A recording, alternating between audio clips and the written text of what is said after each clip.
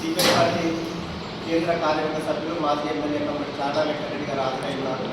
అట్లాగే సిపిఐ రాష్ట్ర కౌన్సిల్ సభ్యులు కమిటీ బోయిన అలింగం జిల్లా పార్టీ మందర్ సుభాష్ సిపిఐ జిల్లా కార్యవర్గ సభ్యులు కూడా వస్తూ ఉన్నారు. ముఖ్యంగా వారం రోజులుగా అసెంబ్లీ సమావేశాలు స్టార్ట్ అయ్యాయి.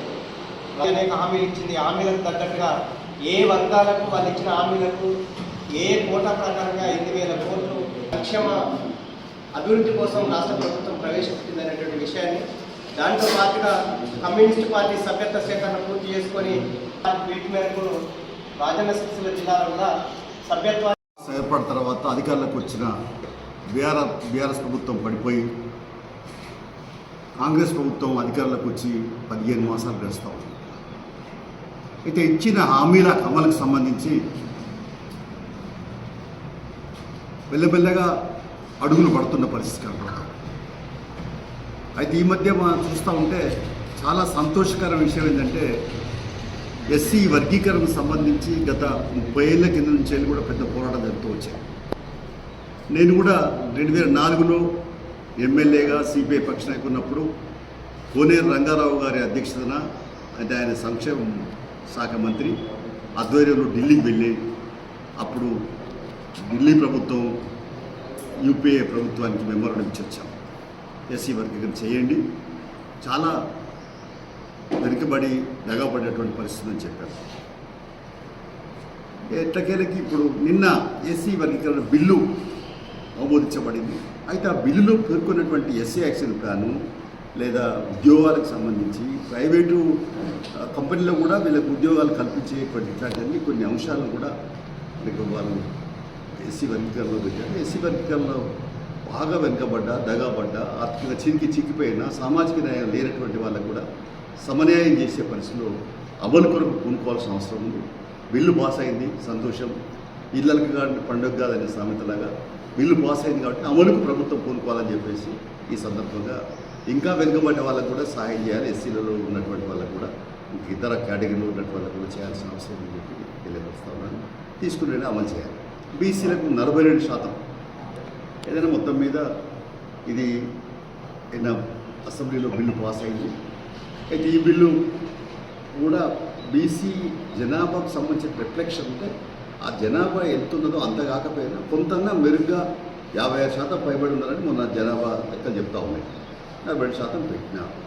అయితే బీసీలకు సంబంధించిన విషయంలో కూడా ఈ ఉద్యోగాలలో సరే అన్నిట్లలో కూడా రాజకీయాలలో అన్నిట్లలో కూడా వాళ్ళకు ప్రపోర్షనల్ అంటే నిష్పత్తి క్రమంగా జనాభా ప్రాతిపదికన ఇది అమలు చేసేదానికి తెలంగాణ ప్రభుత్వం రేవంత్ రెడ్డి ప్రభుత్వం ఎస్సీ వర్గీకరణకు బీసీ 40% పెంచడాన్ని చట్టాలు చేయడాన్ని సిపిఐ హర్షం వ్యక్తం చేస్తున్నాం. ఇది అమలు చేయమని కోరుతున్నాం. ఇవాళ బడ్జెట్ చూస్తే 3,15,000 కోట్ల బడ్జెట్ ఇవాళ ప్రవేశపెట్టాం. సంతోషం, అంకెలు బాగానే ఉన్నాయి. అమలు కావాలని కోరుతున్నాం. చెప్పడానికి బాగానే ఉంటుంది, అమలు జరిగినప్పుడే అన్నం పెడతా అంటే కాదు, అన్నం పెడితే కడుపు ఆకలి తింటుంది, కడుపు నిండుతుంది. కాబట్టి బడ్జెట్ బాగుంది. ఇచ్చిన హామీలకు సంబంధించిన విషయాలు కూడా ఇవాళ ఇప్పటికైతే ఒక బస్సు ఉచిత ప్రయాణం కావచ్చు, లేకపోతే గ్యాస్ సిలిండర్ కావచ్చు, లేకపోతే 2 యూనిట్లు కావచ్చు, ఇట్లాంటివి కొన్ని అమలైనా ఇంకా చాలా విషయాలు. ఇప్పటివరకు రేషన్ కార్డు అందలే, ఉగాది నుంచి ఇస్తూ ఉంటున్నాం. రేషన్ కార్డు లేక 10 ఏళ్ళు అయిపోయింది. చాలామంది లేనటువంటి వాళ్ళకి చాలా ఇబ్బంది. ఇల్లు లేక 10 ఏళ్ళు అయిపోయింది. డబుల్ బెడ్రూమ్ కొంతమందికి ఇచ్చిన ఇల్లు చాలామందికి తెలియదు. ఇల్లు చాలా ఇబ్బందికరమైన పరిస్థితుంది. సరే, ఇళ్ళకు కూడా బడ్జెట్ కేటాయింపు చేస్తుంది, పెట్టారు, పెంచారు, ఇస్తున్నారు, చేస్తున్నారు. 5 లక్షలు 6 లక్షల వరకు ఇస్తూ ఉంటున్నారు. ఇవన్నీ కావాలి, అమలు కావాల్సిన అవసరం. అన్నిటికంటే ప్రధానంగా తెలంగాణలో భూ కుంభకోణాలు మనందరూ తెలుసు. ధరణి పోర్టల్లో జరిగినటువంటి అవకతవకలు ఇండియాన్ని కాదు, కోట్లాది రూపాయలు, 1000 కోట్ల రూపాయలు చెప్పుమని ఇప్పుడిప్పుడే బయటకు వస్తున్నాయి. నేను కూడా భూభారత్ చట్టానికి సంబంధించి ఇంకా వాళ్ళు ప్రకల్పన అయిపోయింది, చట్టం చేస్తున్నామని చెప్తున్నారు. ఈ చట్టం కూడా సర్వే నెంబర్ వారుగా సమగ్ర సర్వే చేస్తేనే దొంగలెవరో దొరలెవరో బయటకు వస్తారు. వాస్తవాలు గట్టి గుట్టలను కూడా పట్టా చేసుకున్నారు టీఆర్ఎస్ గవర్నమెంట్. కాబట్టి అన్నిటికీ పులి స్టాప్ పెట్టాలంటే భూభారత చట్టాన్ని పకడ్బందీగా అమలు చేయాలి. తర్వాత పారదర్శకత, జవాబుదారీతనం ఉండాలి. తర్వాత ప్రతి రైతు దగ్గర కూడా స్కెచ్, నక్ష, ఆయన భూమి ఎట్లా ఎన్ని ఫీట్ల పొడుగు ఉన్నది, ఎన్ని ఫీట్ల వెడల్పు ఉన్నది, లేదా ఎన్ని గజాల పొడుగు ఉంది, ఎన్ని గజాల వెడల్పు ఉంది, వైశాల్యం ఎంత, ఇదంతా అని వివరాలు కూడా ఉంటే బాగుంటుంది. కాబట్టి ఆ చట్టం తీసుకురావాల్సిన అవసరం లేకుంటే నేను ప్రధానంగా సందర్భంగా తెలియపరుస్తాను. ఈ బడ్జెట్ సంబంధించి మాత్రం ఇంకా ఈ అంగన్వాడీలకి లేదా ఆశా వర్కర్లకి, తర్వాత ఇవి మన మధ్యాహ్న భోజనం వాళ్ళకి, ఇలాంటి చిరు ఉద్యోగులకు, తర్వాత మనం ఏదైతే కాంట్రాక్ట్ బేసిస్లో అవుట్సోర్సింగ్ బేసిస్లో ఉద్యోగాలు చేస్తారో వాళ్ళకి మాత్రం నెల జీతం ఇవ్వలేదు. బట్ ఈ బడ్జెట్లో జీరో బడ్జెట్ కింద వాళ్ళకి కేటాయింపులు చేసి వాళ్ళకి ఖచ్చితంగా నెల జీతాలు పడాలి. ఏదైతే ఐఏఎస్ ఆఫీసర్లకు, ఐపీఎస్ ఆఫీసర్లు ఉద్యోగులకు అందరికీ నెలలు పడతాయో వాళ్ళకు రావాలని మేము డిమాండ్ చేస్తున్నాం. న్యాయసమ్మతమైనటువంటి డిమాండ్ ఇది. ఎందుకంటే వాళ్ళు రోజు కష్టపడుతున్నారు. 6 నెలలకు 3 నెలలకు జీతాలు ఇస్తే వాళ్ళ బతికేది, వాళ్ళకి ఇచ్చేది అరకొర జీతాలు, చాలీచారణ జీతాలు. ధరలు విపరీతంగా పెరిగిపోయిన అవకాశం ఉంటుంది. అమలేమో శూన్యంగా ఉన్నటువంటి పరిస్థితి ఉన్నది.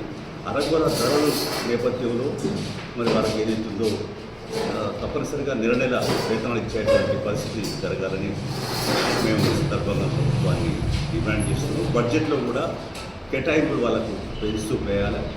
ఈ అసంఘటిత రంగము లేకుంటే అవుట్సోర్సింగ్ అనేది తీసేసి అందరికీ కూడా క్రమబద్ధీకరణ చేయాలి. సింగరేణిలో కూడా అవుట్సోర్సింగ్ ఉన్నారు, కాంట్రాక్ట్ ఉన్నారు. కాబట్టి వీళ్ళందరినీ కూడా రెగ్యులర్ క్రమబద్ధీకరణ చేసే పద్ధతిలో చేయాలి. విద్యలో, వైద్యంలో, హాస్పిటల్లో కూడా ఉంటే ఇంకా ప్రైవేట్ వాళ్ళు ఇంకా ఎట్లా జరుగుతుంది నేను అభిప్రాయపడుతున్నాను. విద్యలో, వైద్యంలో, తర్వాత ఉపాధి అవకాశాలలో, తర్వాత ఈ సింగరేణి లాంటి పెద్ద పెద్ద పరిశ్రమల్లో కూడా ఈ అవుట్సోర్సింగ్ కాంట్రాక్ట్ విధానం పోవాలా, క్రమబద్ధీకరణ జరగాల, ఉద్యోగ భద్రత కల్పించాలా, అందులో బడుగు బలహీన వర్గాలకు సంబంధించినటువంటి ఇచ్చిన ఆకాంక్షలు అమలు చేయాలి. ప్రజాపాలనని చెప్తున్న ప్రభుత్వం మరి ప్రజలకు మరింత చేరువగా అందుబాటులోకి వచ్చి ప్రజా సమస్యల పరిష్కారం కొరకు కృషి చేయాల్సిన అవసరం అని చెప్పి ఈ సందర్భంగా తెలియపరుస్తాం. గత 2004 నుంచి 9 వరకు, 9 నుంచి 14 వరకు ఉన్న కాంగ్రెస్ ప్రభుత్వ హయాంలో, అంటే వాళ్ళ కాలంలోనే ఇంద్రమ్మ ఇండ్ల నిర్మాణం చేపట్టారు. అనేక కాలనీలు చాలా చోట్ల పెండింగ్లు ఉన్నాయి.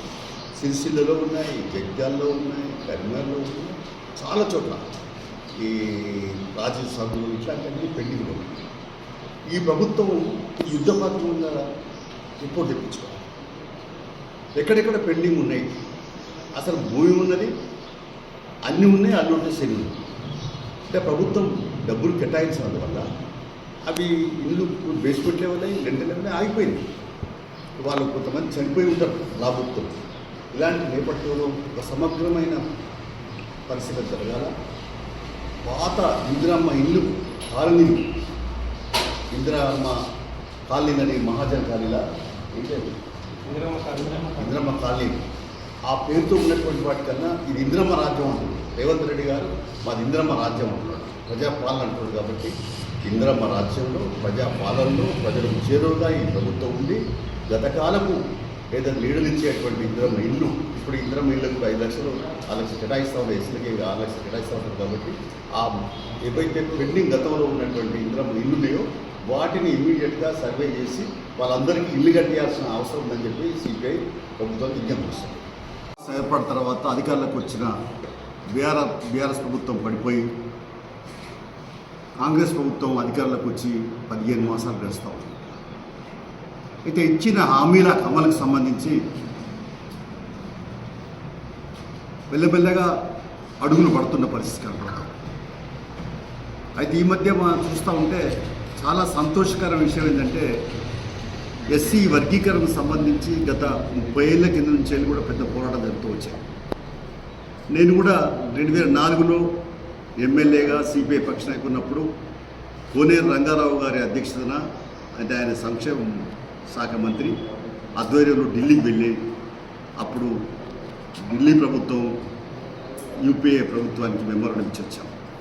ఎస్సీ వర్గీకరణ చేయండి, చాలా వెనుకబడి దగపడేటువంటి పరిస్థితి అని చెప్పారు. ఎట్టకేలకి ఇప్పుడు నిన్న ఎస్సీ వర్గీకరణ బిల్లు ఆమోదించబడింది. అయితే ఆ బిల్లులో పేర్కొన్నటువంటి ఎస్సీ యాక్షన్ ప్లాను లేదా ఉద్యోగాలకు సంబంధించి ప్రైవేటు కంపెనీలో కూడా వీళ్ళకి ఉద్యోగాలు కల్పించేటువంటి ఇట్లాంటివన్నీ కొన్ని అంశాలను కూడా మీకు వాళ్ళు ఎస్సీ వర్గీకరణలో పెట్టారు. ఎస్సీ వర్గీకరణలో బాగా వెనుకబడ్డ, దగాబడ్డ, ఆర్థికంగా చిక్కిపోయిన, సామాజిక న్యాయం లేనటువంటి వాళ్ళకు కూడా సమన్యాయం చేసే పరిస్థితిలో అమలు కొరకు పూనుకోవాల్సిన అవసరం ఉంది. బిల్లు పాస్ అయింది, సంతోషం.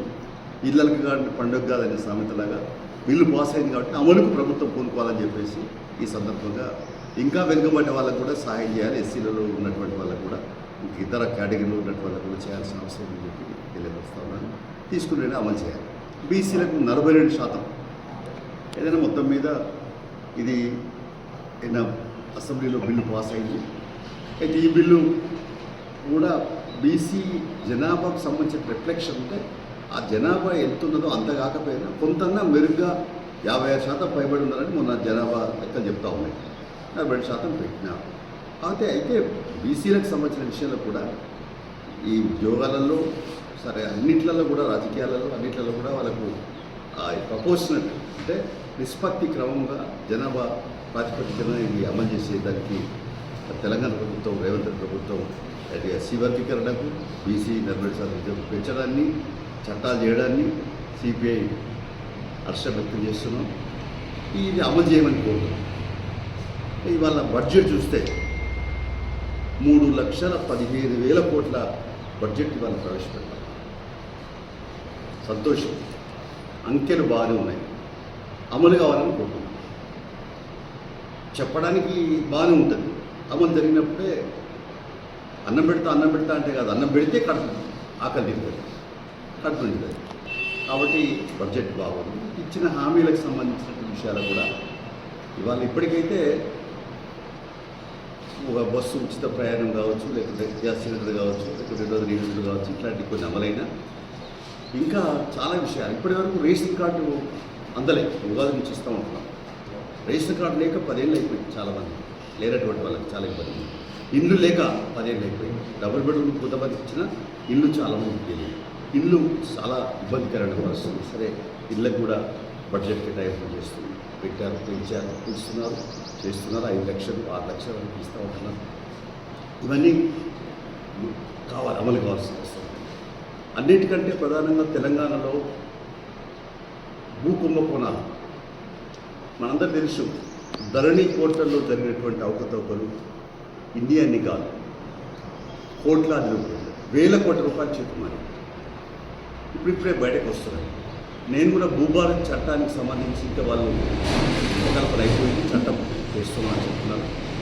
ఈ చట్టం కూడా సర్వే నెంబర్ వారుగా సమగ్ర సర్వే చేస్తేనే దొంగలెవరో దొరలెవరో బయటకు వస్తారు. వాస్తవాలు గట్టి గుట్టలు కూడా పట్టా చేసుకున్నారు టీఆర్ఎస్ గవర్నమెంట్. కాబట్టి అన్నింటికీ పులిస్ స్టాప్ పెట్టాలంటే భూభారత్ చట్టాన్ని పకడ్బందీగా అమలు చేయాలి. తర్వాత పారదర్శకత, జవాబుదారితనం ఉండాలి.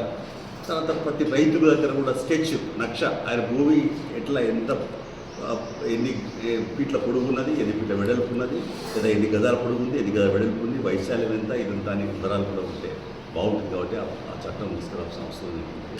నేను ప్రధానంగా సందర్భంగా తెలియపరుస్తాను.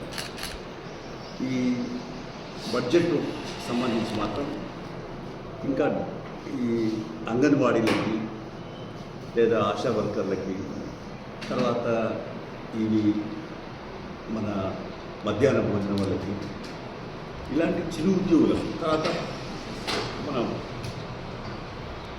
ఏదైతే కాంట్రాక్ట్ బేసిస్లో అవుట్సోర్సింగ్ బేసిస్లో ఉద్యోగాలు చేస్తారో వాళ్ళకి మాత్రం నెల జీతం ఇవ్వలేదు. కాబట్టి ఈ బడ్జెట్లో 0 బడ్జెట్ కింద వాళ్ళకి కేటాయింపులు చేసి వాళ్ళకి ఖచ్చితంగా నెల జీతాలు పడాలి. ఏదైతే ఐఏఎస్ ఆఫీసర్లకు, ఐపీఎస్ ఆఫీసర్లు ఉద్యోగులకు అందరికీ నెలలు పడతాయో వాళ్ళకు రావాలని మేము డిమాండ్ చేస్తున్నాం.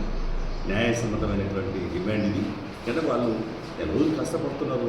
6 నెలలకు 3 నెలలకు జీతాలు ఇస్తే వాళ్ళ బతికేది, వాళ్ళకి ఇచ్చేది అరకొర జీతాలు, చాలీచాలని వేతనాలు. ధరలు విపరీతంగా పెరిగిపోయిన అవకాశం ఉంటుంది. అమలేమో శూన్యంగా ఉన్నటువంటి పరిస్థితి ఉన్నది. అరకొర ధరల నేపథ్యంలో మరి వాళ్ళకి ఏదైతుందో తప్పనిసరిగా నెల వేతనాలు ఇచ్చేటువంటి పరిస్థితి జరగాలని మేము ఈ సందర్భంగా ప్రభుత్వాన్ని డిమాండ్ చేస్తున్నాం. బడ్జెట్లో కూడా కేటాయింపులు వాళ్ళకు పెంచుతూ పోయాలి. ఇక అసంఘటిత రంగము లేకుంటే అవుట్ సోర్సింగ్ అనేది తీసేసి అందరికీ కూడా క్రమబద్ధీకరణ చేయాలి. సింగరేణిలో కూడా అవుట్ సోర్సింగ్ ఉన్నారు, కాంట్రాక్ట్ ఉన్నారు. కాబట్టి వీళ్ళందరినీ కూడా రెగ్యులర్ క్రమబద్ధీకరణ చేసే పద్ధతిలో చేయాలి. విద్యలో, వైద్యంలో, హాస్పిటల్లో కూడా ఉంటే ఇంకా ప్రైవేట్ వాళ్ళు ఇంకా ఎట్లా జరుగుతుంది నేను అభిప్రాయపడుతున్నాను. విద్యలో, వైద్యంలో, తర్వాత ఉపాధి అవకాశాలలో, తర్వాత ఈ సింగరేణి లాంటి పెద్ద పెద్ద పరిశ్రమల్లో కూడా ఈ అవుట్ సోర్సింగ్ కాంట్రాక్ట్ విధానం పోవాలా, క్రమబద్ధీకరణ జరగాల, ఉద్యోగ భద్రత కల్పించాలా, అందులో బడుగు బలహీన వర్గాలకు సంబంధించినటువంటి ఇచ్చిన ఆకాంక్షలు అమలు చేయాలి. ప్రజాపాలనని చెప్తున్న ప్రభుత్వం మరి ప్రజలకు మరింత చేరువగా అందుబాటులోకి వచ్చి ప్రజా సమస్యల పరిష్కారం కొరకు కృషి చేయాల్సిన అవసరం అని చెప్పి ఈ సందర్భంగా తెలియపరుస్తాం. గత 2004 నుంచి 9 వరకు, 9 నుంచి 14 వరకు ఉన్న కాంగ్రెస్ ప్రభుత్వ హయాంలో అంటే వాళ్ళ కాలంలోనే ఇంద్రమ్మ ఇండ్ల నిర్మాణం చేపట్టారు. అనేక కాలనీలు చాలా చోట్ల పెండింగ్లు ఉన్నాయి. సిరిసిల్లలో ఉన్నాయి, జగ్గాల్లో ఉన్నాయి, కరీంనగర్లో ఉన్నాయి, చాలా చోట్ల ఈ రాజీవ్ సభలు ఇట్లాంటివన్నీ పెండింగ్లు ఉన్నాయి. ఈ ప్రభుత్వం యుద్ధ ప్రాంతంగా రిపోర్ట్ తెప్పించుకోవాలి. ఎక్కడెక్కడ పెండింగ్ ఉన్నాయి, అసలు భూమి ఉన్నది, అన్నీ ఉన్నాయి, అన్నీ ఉంటే శని ఉంది. అంటే ప్రభుత్వం డబ్బులు కేటాయించడం వల్ల అవి ఇల్లు బేస్మెంట్ లెవెల్ రెండల్ లెవెల్ ఆగిపోయింది. వాళ్ళు కొంతమంది చనిపోయి ఉంటారు లాభుత్వం. ఇలాంటి నేపథ్యంలో ఒక సమగ్రమైన పరిస్థితి జరగాల. పాత ఇందిరమ్మ ఇల్లు కాలనీలు, ఇందిరమ్మ కాలనీలని మహాజన్ కాలనీలా ఏంటంటే ఇందిరమ్మ కాలనీ ఆ పేరుతో ఉన్నటువంటి వాటికన్నా ఇది ఇందిరమ్మ రాజ్యం అంటున్నాడు రేవంత్ రెడ్డి గారు. మాది ఇందిరమ్మ రాజ్యం అంటున్నాడు, ప్రజాపాలన అంటున్నాడు. కాబట్టి ఇందిరమ్మ రాజ్యంలో, ప్రజాపాలనలో ప్రజలకు చేరువుగా ఈ ప్రభుత్వం ఉంది. గతకాలపు ఏదైనా లీడర్లు ఇచ్చేటువంటి ఇందిరమ్మ ఇల్లు, ఇప్పుడు ఇందిరమ్మ ఇల్లు కూడా 5 లక్షలు 6 లక్షలు కేటాయిస్తూ ఉంటాయి, ఎస్సీలకి 6 లక్షలు కేటాయిస్తూ ఉంటారు. కాబట్టి ఆ ఏవైతే పెండింగ్ గతంలో ఉన్నటువంటి ఇందిరమ్మ ఇల్లున్నాయో వాటిని ఇమ్మీడియట్గా సర్వే చేసి వాళ్ళందరికీ ఇల్లు కట్టేయాల్సిన అవసరం ఉందని చెప్పి సిపిఐ ప్రభుత్వం విజ్ఞప్తి చేస్తుంది.